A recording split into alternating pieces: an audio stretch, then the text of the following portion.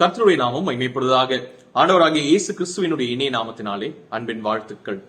இன்றைக்கு காலை வேளை தியானத்திற்காக நாம் தெரிந்து கொண்ட வேதாகம பகுதி ஆதியாகமத்தினுடைய புத்தகம் 1வது அதிகாரம் அதனுடைய 1 மற்றும் 2வது வசனங்கள். நான் வாசிக்கிறேன்.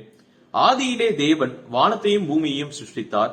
பூமியானது ஒழுங்கின்மையும் வெறுமையுமாய் இருந்தது. ஆழத்தின் மேல் இருள் இருந்தது. தேவ ஆவியானவர் ஜலத்தின் மேல் அசைவாடி கொண்டிருந்தார் என்று சொல்லி நாம் வாசிக்கிறோம். இந்த 2 வசனங்களிலிருந்து நாம் கற்றுக்கொள்ள போகிற 2 காரியங்களை மாத்திரம் நான் உங்கள் முன்பாக இன்றைக்கு வைக்க வேண்டும் என்று சொல்லி விரும்புகிறேன். முதலாவதாக, இந்த வசனங்களிலே கர்த்தரை சிருஷ்டிகராக காண்பித்திருக்கிறார்கள். வானத்தையும் பூமியையும் உண்டாக்கிய ஒரு நபராக இந்த இடத்திலே கர்த்தரை காண்பித்திருக்கிறார்கள். அப்படி என்று சொன்னால் என்ன அர்த்தம்?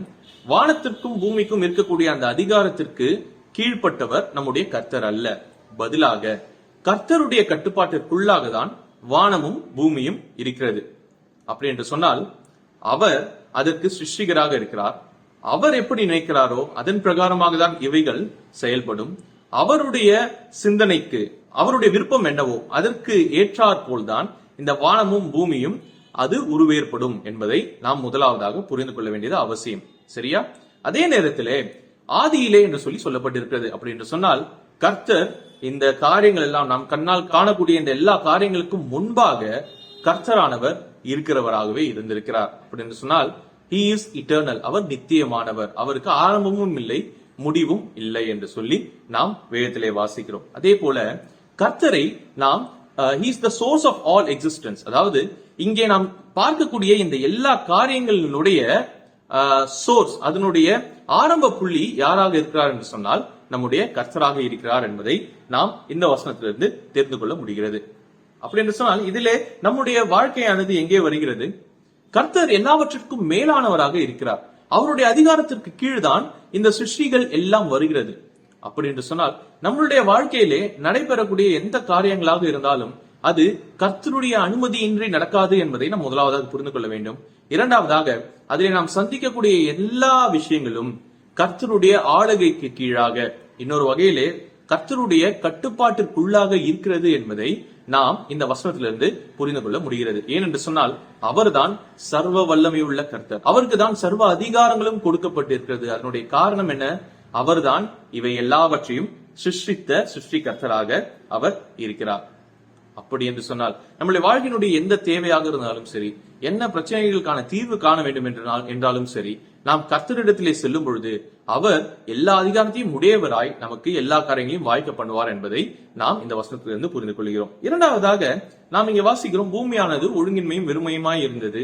ஆழத்தின் மேல் இருள் இருந்தது. தேவ ஆவியானவர் ஜலத்தின் மீது அசைவாடி கொண்டிருந்தார் என்று சொல்லி நாம் இங்கே வாசிக்கிறோம். சரியா? இதிலிருந்து நாம் 2 காரியங்களை சிந்திக்க போகிறோம். முதலாவதாக, ஒழுங்கின்மையும் வெறுமையாக இருந்த இடத்திலே, சரியா, ஒழுங்கின்மையும் வெறுமையுமாக இருந்த இடத்திலே, அதே நேரத்திலே இருள் சூழ்ந்திருந்த அந்த நேரத்திலே தான் பரிசுத்த ஆவியானவர் அங்கே அசைவாடி கொண்டிருந்தார் என்று சொல்லி நாம் வாசிக்கிறோம். பரிசுத்த ஆவியானவர் இருந்தார், அவர் அசைவாடி கொண்டிருந்தார், அவர் ஒரு காரியத்தை செய்து கொண்டிருந்தார், இல்லையா?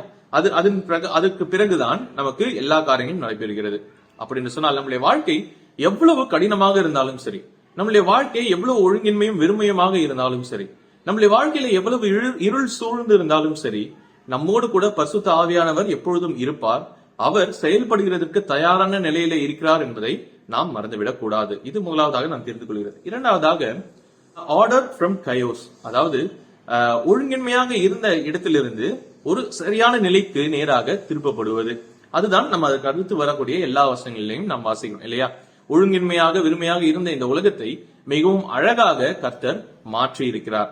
அப்போ நம்மளுடைய வாழ்க்கையும் அநேக நேரங்களிலே அது ஒழுங்கற்ற நிலைமையிலே காணப்படலாம். அது நம்முடைய பாவத்தின் நிமித்தமாக இருக்கலாம். சரியா? நம்முடைய வாழ்க்கையிலே ஒழுங்கு இல்லாமல் இருக்கலாம். நம்முடைய பாவத்திலே அது சரியான வழியிலே போகாதபடிக்கு சீர்கெட்டதாக இருக்கலாம். ஆனால் கர்த்தரிடத்திலே நம்முடைய வாழ்க்கையை நாம் முற்றிலுமாய் கொடுக்கும் பொழுது அதை அவர் சரியாக மாற்றக்கூடிய தேவனாக இருக்கிறார். நம்முடைய வாழ்க்கையிலே நாம் சந்திக்கக்கூடிய பிரச்சனைகளோ போராட்டங்களோ எல்லாம் நம்முடைய வாழ்க்கையை கெடுக்கக்கூடிய சூழலிலே காணப்படலாம். ஆனால் அதை கர்த்தர் பார்த்துக் கொள்வார் என்று சொல்லி அவருடைய கரத்திலே நாம் விடும் பொழுது அவர் அதிலிருந்து மிகவும் அழகான காரியங்களை கொண்டு வருவார் என்பதை இந்த வசனம் நமக்கு தெளிவுபடுத்தக்கூடியதாக இருக்கிறது. சரியா? நாம் படித்த 2 காரியங்கள். முதலாவதாக, கர்த்தர் எல்லாவற்றிற்கும் மேலானவர், அவருக்கு எல்லா விதமான அதிகாரங்களும் கொடுக்கப்பட்டிருக்கிறது, எல்லாம் அவருடைய அதிகாரத்திற்கு கீழ்ப்பட்டதாக இருக்கிறபடியினாலே நாம் நம்மளுடைய எல்லா காரியங்களையும் அவரிடத்திலே தைரியமாய் கொண்டு போய் வைக்கலாம். அதை சரி செய்வதற்கு அவர் வல்லமையுடைய தேவனாக இருக்கிறார். இரண்டாவதாக, அவர் எல்லாவற்றையும் ஒழுங்கும் கிரமமாக மாற்றக்கூடிய தேவனாக அவர் இருக்கிறார். நம்முடைய வாழ்க்கை எப்படிப்பட்டதாக இருந்தாலும் பரிசுத்த ஆவியானவர் நம்மோடு கூட இருக்கிறார். அவர் செயல்பட தயாராக இருக்கிறார். அதே நேரத்திலே நம்முடைய ஒழுங்கின்மையான வாழ்க்கையை சரியானதாக, சீர் பொருந்தியதாக மாற்றுகிறதற்கு கர்த்தர் வல்லமையுடைய தேவனாக இருக்கிறார். இதை நாம் நினைவில் வைத்து நம்முடைய வாழ்க்கையை அவருடைய கரங்களுக்கு நேராக ஒப்புக் கொடுப்போம். கர்த்தருடைய நாமம் மாத்திரமே மகிமைப்படுவதாக. ஆமென்.